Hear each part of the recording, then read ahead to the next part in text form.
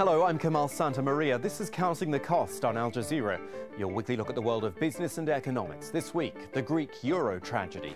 Yes, the Eurozone as we know it is still intact, but at what cost? More debt, more austerity, and handing over the family silver to the creditors. How much longer can Greece hang tough with the odds stacked against it? Also this week, the historic nuclear deal between Iran and the West. We look back at what the sanctions have done to Iran and the root causes of animosity towards the United States. And the devastating effect of illegal tin mining in Indonesia and why the mobile phone you use is the indirect cause of it. There are plenty of words to describe Athens' decision to backtrack on a referendum that overwhelmingly rejected austerity, but we've chosen this word, capitulation, because that's what it was. The whole platform on which Syriza campaigned was shattered by Europe's big guns, who ensured the euro lives on, but with more austerity, deep depression and a growing mountain of debt. With Berlin threatening a temporary euro exit for Greece, this happened. Prime Minister Alexis Tsipras gave the creditors everything they asked for, including placing Greece's assets into a €50 billion fund. The Greeks have failed to sell their airports, their ports and other industries as agreed in the past two bailouts, so those will now go to the creditors to handle that process. And what do they get in return? Well, a third three-year bailout of $86 billion. But remember, about 90% of the bailouts to date have actually gone to the German and the French and the European banks, not to the Greek people. And despite saying Greek debt is still unsustainable, the International Monetary Fund is back on board with more loans. And where do they go? Mostly to pay debt. In what was a pretty bad situation all round, this was a win for the big players in the Euro Club, notably Germany. But the meetings were, by all accounts, brutal in their honesty and their demands. The story goes that with the exit scenario being seriously considered, the president of the European Commission, Donald Tusk, told Chancellor Angela Merkel and Prime Minister Tsipras, quote, "Sorry, but there is no way you are leaving this room," end quote. His hard talk avoided the Grexit. But Germany has collected accusations of bullying smaller nations along the way. Now, we're going to talk about all these tactics and outcomes in a moment, but as always, we like to give you a human story as well. And this week, it's the people who, instead of waiting to see if Greece leaves the euro, have decided themselves to leave. Greeks are migrating in huge numbers to other euro countries, to the United States, and to Australia, Melbourne in particular, with its already large Greek population. Andrew Thomas has their stories for us. Neos Cosmos is a Greek-language newspaper in Melbourne. Nelly Skoufardogoulou edits its Good Life section. Until a year ago, she lived in Greece editing online magazines, but her life there wasn't good. When advertisers stopped paying their bills and her paycheck stopped arriving on time, she knew she had to leave. I miss Greece, but I had to survive, and I'm one of the lucky ones because I'm an Australian citizen. My mom is Australian, so I could come here and get a job. The Greek exodus down under has a precedent. After the Second World War, nearly 200,000 Greek migrants bought a ticket for a ship to Australia. Melbourne was soon home to more Greeks than all but two cities in Greece. From the 1970s, the trend reversed. Tens of thousands who were by then dual citizens returned home, often with Australian-born children. Athens now has more than 100,000 people with Australian passports. The collapse of the Greek economy, though, has led to a change in the direction of migration again. More than 10,000 are thought to have left Greece for Australia in the past 5 years. That's the biggest problem for Greece, in my opinion. The fact that the people that are the productive, young, educated, and in the right age to create the appropriate conditions for the country to go forward are not there to help that system. It's not just young people. 2 years ago, Tassos Keramezis left not only his job, but also his wife and 3 children to come to Australia. It's very hard, very, very hard, both for me and I hope for my family as well. But this is what had to be, and this is what we're doing at the moment. Like other recent migrants, Keramezis was sending money home. But the freeze on cash withdrawals in Greece and uncertainty over deposits held by Greek banks means even that is now on hold. Keramezis instead is thinking of bringing his whole family to Australia, where international airports are already seeing a lot more Greeks coming than going. There are no direct flights between Greece and Australia, but via connections, Greeks are arriving here every day. It seems a growing number of them have no plans to go home. Because quite frankly, what have they got to return to? Joining me from London to talk about that is Peter Sanfi. He's the Deputy Director of Country Strategy and Policy at the EBRD, that is the European Bank of Reconstruction and Development. Just back from a visit to Greece, I understand, Peter. Tell me your overriding feeling that you got from that trip at such a chaotic time. The situation was pretty grim when I was there. People were fearful, they were nervous about what might happen. This, of course, preceded the weekend negotiations in Brussels.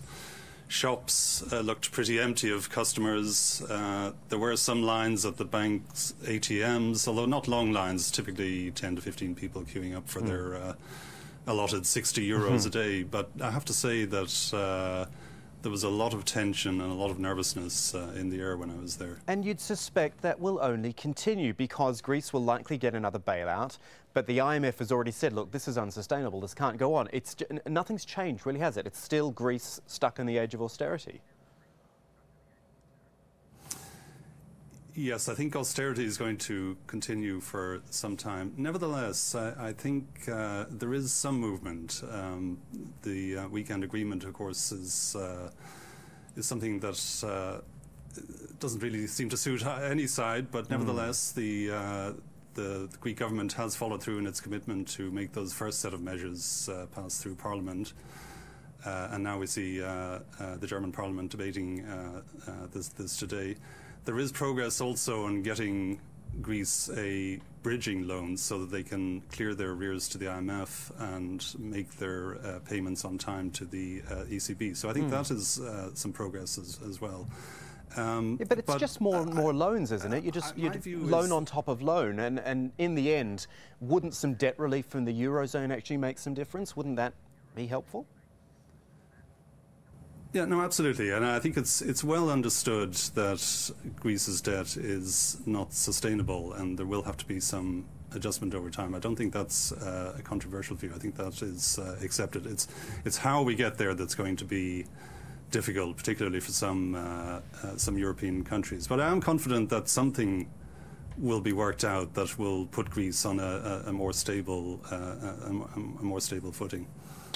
One of the ideas, and I know I'm going back in time a little bit here, but through those very fraught talks was the idea of Greece taking a time out almost. That was the German idea, at least the German finance minister.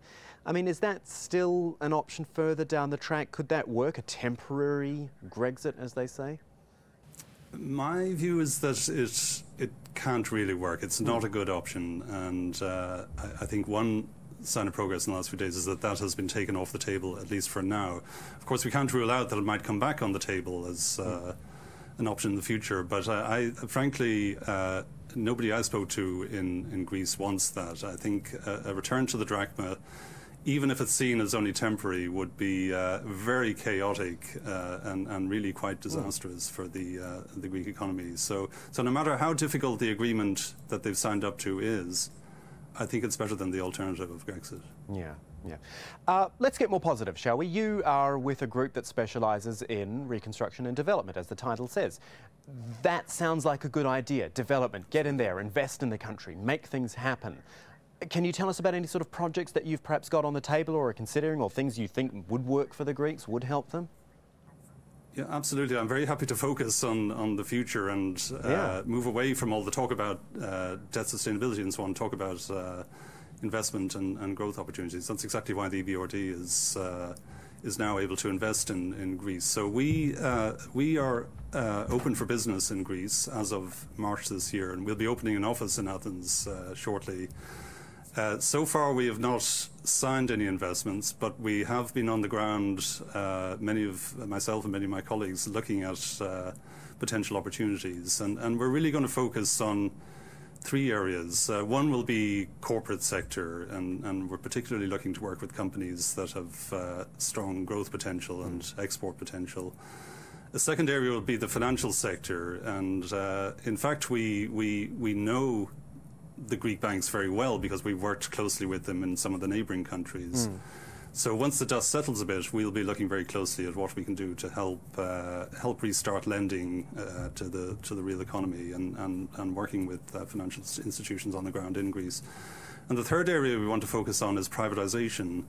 So again, I think a positive sign is that the government, which initially was very reluctant to consider any future privatizations, has now accepted that privatization can be beneficial to ordinary Greek people if it's done properly. And we have the expertise, I think, to help with that in areas like the energy sector, transport, and other sectors as well. Okay, can I go back to your first point of the three you made there, and you said, you know, the potential growth markets, what Greece can offer, exports, I guess, and things. What are those? What industries have got some strength in Greece that they could offer to the rest of the Eurozone and the rest of the world?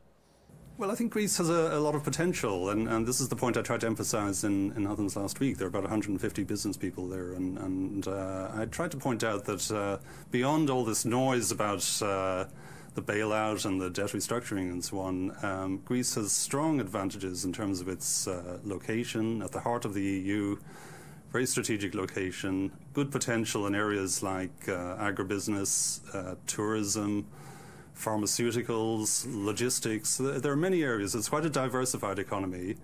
It's not one traditionally that has been very strong on exports, but I think there is potential, particularly if you build on its strategic location and its logistic potential.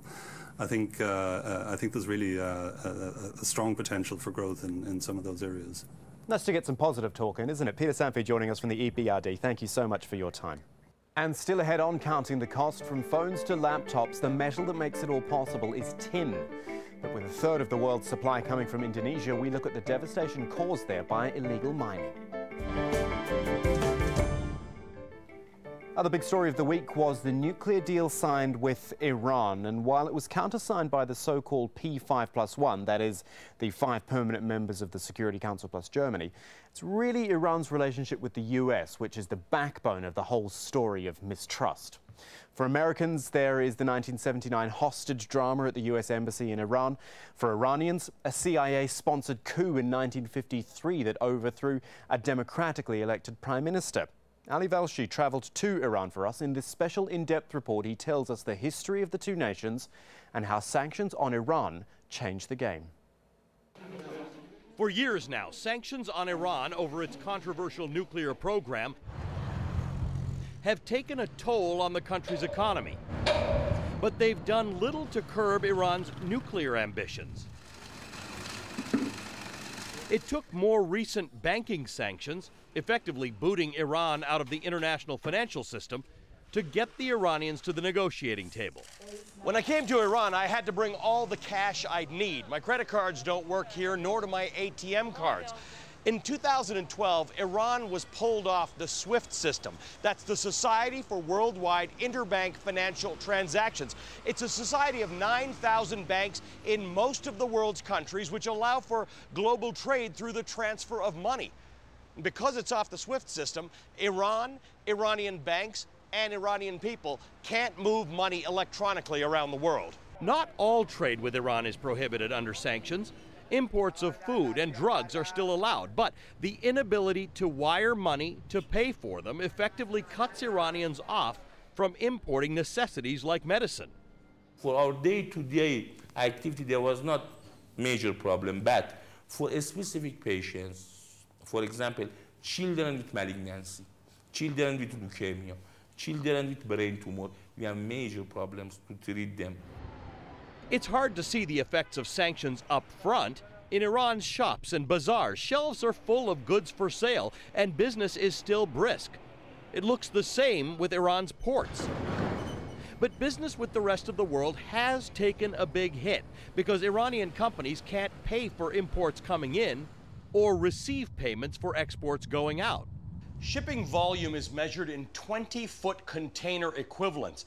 Now, back in 2010, this port, the biggest in Iran, handled 2.5 million 20-foot equivalents. That dropped to 1.8 million, a drop of 28%, and the reason for that is sanctions. The pain of sanctions is being felt across Iran's major export industries like oil and autos.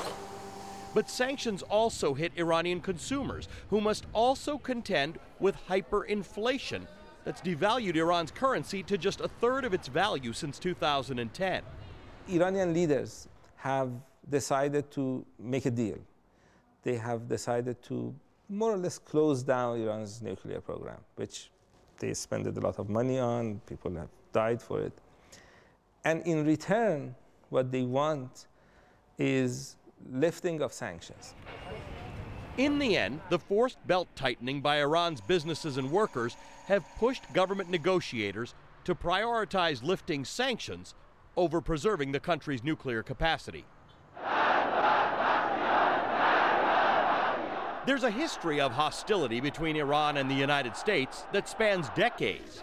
For Americans, that history dates to 1979. There was more chanting and shouting today. That's when radical students, fired up by Iran's Islamic Revolution, stormed the U.S. Embassy in Tehran and took 52 Americans hostage.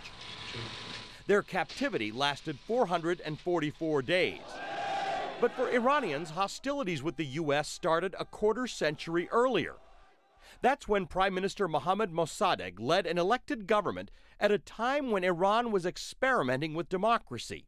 Yet at the height of the Cold War, the U.S. opposed Mossadegh because of his plans to nationalize Iran's oil industry. Back then, it was dominated by British interests. U.S. leaders accused Mossadegh of being a communist. His crime was that he was saying that this money that we get from our oil is not really enough. We need a little more. At the time, Iran was only getting 16% of what the British said they were making in profits off oil sales. Saudi Arabia and Venezuela were both getting 50%. In 1953, the CIA orchestrated the removal of Iran's democratically elected but nationalist prime minister, putting the Shah firmly in control. Over time, hatred for the Shah and for the Americans who supported him grew deep in some quarters. The CIA occupied the second floor of this, the former American embassy, a building that Iranians came to refer to as a den of spies. And in 1988, the USS Vincennes shot down an Iran Air passenger jet off of Iran's southern coast, killing 290 people. The U.S. never formally apologized for the attack. Despite all the bad blood over the years, though, most Iranians we talk to say they like Americans, just not American foreign policy. I like America. I like American muscle cars. I don't hate America, and my friends too. 37 years has passed since the revolution. So the current people that you see on Iranian streets, if they are 40 years or younger, they have no memory of the Shah's regime. They don't have a memory of Americans doing bad things in Iran. Our national security. And now that a deal on Iran's nuclear program is in place with the U.S. and other world powers, some are hoping it signals a new direction in this history of hostility. But it won't happen overnight. We need to have relations with the world. We need to be able to export what we make, and also need to import some things that are not worth creating in-house. Bahram Shariari is an executive at a car parts factory west of Tehran. He's like many Iranians we met, hesitant to talk politics, but eager to tell us that given a choice between Iran's nuclear ambitions and the country's economic prosperity, he would choose integrating Iran back into the world economy. In this very unique moment in time, Iran needs to move away from its oil exporting dependency and move toward a more production-based economy. Shariari's auto parts company is part of Iran's auto industry, one of the largest in Asia. In terms of production output, it's second only to Iran's oil and gas industry. He said the sanctions forced him to make parts instead of importing them. Now that sanctions are about to be lifted, he thinks Iran is ready to export cars to the world. The sanctions imposed on Iran are among some of the toughest ever imposed on a country, and the effect has been rampant inflation. Let me give you an example. In my hands, I have 3 million rial, 3 million of the currency unit divided into 5,000 rial notes. This is worth $100, and 3 years ago, this was worth $250. One way Iranians try to hedge against rampant inflation is to buy gold. That's why Kurosh Khosravi says his jewelry business tends to do well in good times and bad. Still, he says Iran's plummeting currency poses challenges to doing business. Per gram of 18-karat gold, we have differences for 1 day. And sometimes in 1 hour, we have so many different prices. It causes us many problems. Despite the hardships sanctions pose for most Iranians, local high-tech entrepreneurs told us they offered opportunities that otherwise wouldn't have been there for them. Mohammad Javad Shakuri Moghadam is founder of Saba Idea, a technology firm that's taken off with a YouTube-like product that's a hit with Iranians online. Sanctions increased our cost of research and development because we weren't allowed to collaborate with foreign companies abroad. But we also benefited from the sanctions because they forced us to develop products and services on our own, targeting a captive market. Still, I think once sanctions are lifted, we will be able to deliver our product with more efficiency. And now that a deal on Iran's nuclear program is in place, many in Iran are hopeful that the chances for opportunity and economic prosperity will only grow. Finally this week, a metal which doesn't sound like much, but is actually used to make all sorts of things like mobile phones and laptop computers and tablets. We're talking about tin, which is in abundant supply in Indonesia, and that is bringing out the illegal miners. Stephanie Decker reports from Bangka Island on the way illegal mining is having a devastating effect on the environment and its people. Caked in sand, it's almost as if they've become one with this pit. This is an illegal tin mine, and you can find them everywhere on this island. It's dangerous work. We're told an average of 70 to 100 miners die every year. Sometimes they are buried for days before we can recover the bodies. Sometimes 4 to 5 people dies in a landslide. If we dig like 7 or 8 meters, then the risk of the sand falling on us is much higher. But this job is the best paid on the island, so they're willing to take that chance. Young children often help their parents. Some have died around these mine pits too. Tin from Bangka and its sister island Belitung ends up with companies such as Apple, Samsung and Sony. It's used to make our phones and laptops work. One of your gadgets possibly includes tin from here. Illegal mining is making more money than the legitimate companies. The free-for-all means the island is being torn apart. You don't get a sense of the damage tin mining has done to this island from the ground, but take to the sky, and the consequence of the world's demand for tin becomes clear. The landscape scarred by abandoned and active mines, and we're just showing you a small part of it, but it's like this across large parts of the island. There are so many old mine pits, almost 20,000, and then they started mining the sea in 2006. So now we have noted we have lost at least 75% of coral reef around Bangka Island. It's low tide when we visit the mines at sea. Mining in water is reputed to be more dangerous. Here too the sand walls collapse. There is a difference. They can't see it coming. If you're asking whether it's worth the risk, which is our life, then no. But what else can we do? Other jobs don't pay well, even for our daily needs. With this job, I can even save some money. The divers can make 3 times the minimum wage, but there is no compensation when something goes wrong. And that's something the government is now highlighting. They want to legalize these mines and admit they're losing a lot of money because of them. By legalizing the mines, we can save money for the miners' safety and for the environment. Then we can manage the money properly. But we're told, and we've seen, that little is being done by the government, the companies or the people to fix the land after the mines are abandoned. The damage at sea could be even harder to fix. The tin will run out one day. The question is, what will be left of this island to provide for its future generations? And that is our show for this week, but there's more for you online at aljazeera.com/CTC. It takes you straight to our page, which has individual reports, links and entire episodes for you to catch up on. You can also get in touch with us by tweeting either me at Kamal AJE. There is our business editor at Abid Oliver Ali, and do use the hashtag AJCTC when you're tweeting us. Or just drop us an email. Counting the cost at aljazeera.net is the address. I'm off for the next month, taking a wee summer break, but Hazem Seeker will be be looking after you while I'm away, so be sure to keep watching. We'll leave it there for this week, though. I'm Kamal Santa Maria from the whole team. Thanks for joining us. The news on Al Jazeera is next.